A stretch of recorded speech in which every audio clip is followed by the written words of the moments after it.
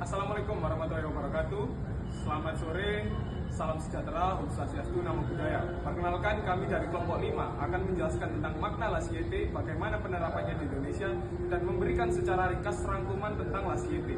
Perkenalkan, nama saya Joseph M. Stanislas Lato dengan NIM 131250016. Dan rekan saya. Perkenalkan, nama saya Sinta Nurmufida dengan NIM 13125001112.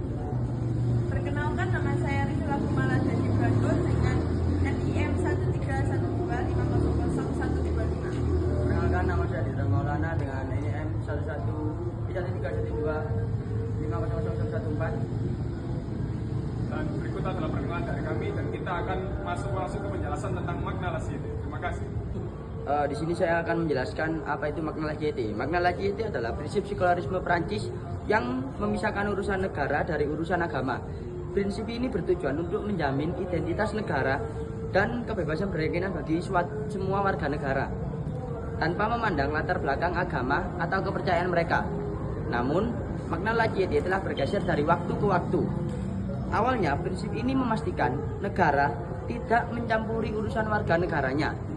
Dalam perkembangannya, Lasiyete juga menuntut warga negara tidak menampilkan simbol-simbol keagamaan di ruang publik tertentu, terutama di lembaga pendidikan negeri, dengan tujuan menanamkan toleransi dan asimilasi. Saya Nur Cadetia Resbiantoro dengan NIM 118 dari kelas C. Di sini saya akan menjelaskan perbedaan dari Lasiyete dan sekularisme. Meskipun sering disamakan, Lasiyete dan sekularisme memiliki perbedaan yang mendasar. Yang pertama, sekularisme. Sekularisme fokus pada kebebasan beragama, di mana negara menjamin hak setiap individu untuk menjalankan atau tidak menjalankan agama apapun yang mereka pilih. Yang kedua, Lasiyete. Lasiyete fokus pada kebebasan dari agama, yang merupakan versi sekularisme yang jauh lebih ketat. Prinsip ini dapat membatasi ekspresi keagamaan di ruang publik untuk memastikan netralitas suatu negara. Baik, saya Sinta Nurmufida. Di sini saya akan menjelaskan penerapan Lasiyete di Indonesia. Prinsip Lasiyete tidak diterapkan di Indonesia karena bertentangan dengan dasar negara Pancasila dan ideologi nasional.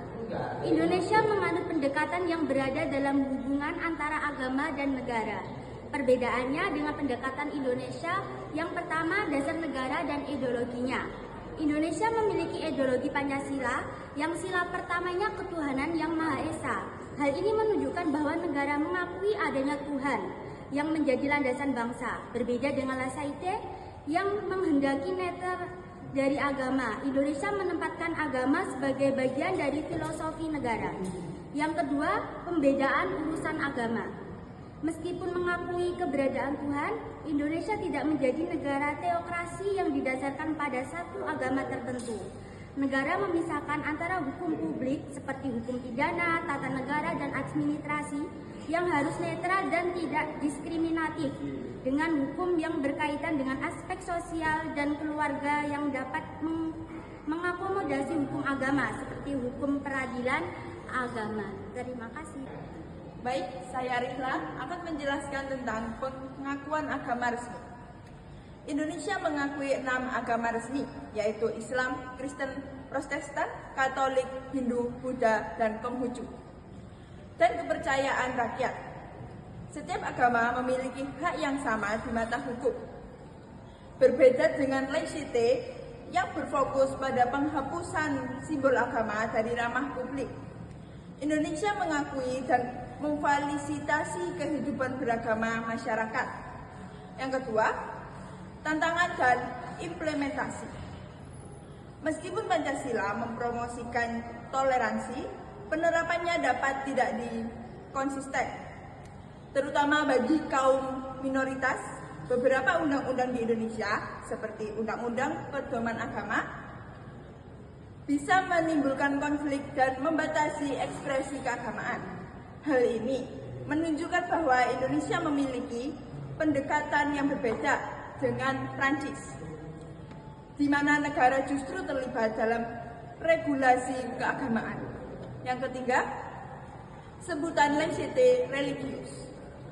Para ahli ahli terkadang menyebut pendekatan Indonesia sebagai laicite religius, sebuah oksimoron yang menggambarkan ideologi Pancasila yang unik. Pendekatan ini mengakui pluralitas agama dan memberikan pengakuan yang setara bagi semua agama, terlepas dari perbedaan demografi yang benar. Terima kasih. Baik, kita sudah mendengarkan penjelasan tentang laicite itu sendiri, mulai dari maknanya dan bagaimana jika diterapkan di Indonesia. Dan saya akan menyimpulkan secara ringkas tentang penjelasan teman-teman saya tadi. Yang pertama, Indonesia dan Prancis memiliki landasan dan pendekatan yang sangat berbeda dalam mengatur hubungan antara negara dan agama. Prancis menggunakan laicite yang memisahkan secara ketat, sementara Indonesia menggunakan Pancasila yang mengakui dan memfasilitasi kehidupan beragama warganya yang tertuang dalam nilai nomor 1 atau sila ke-1, yaitu ketuhanan yang Maha Esa. Sehingga jika kita menerapkan laicite di Indonesia, tentu saja sudah bertentangan dengan sila yang pertama. Berikut adalah penjelasan kami dari kelompok 5 tentang makna laicite dan penerapannya di Indonesia. Sekian dan terima kasih. Merdeka!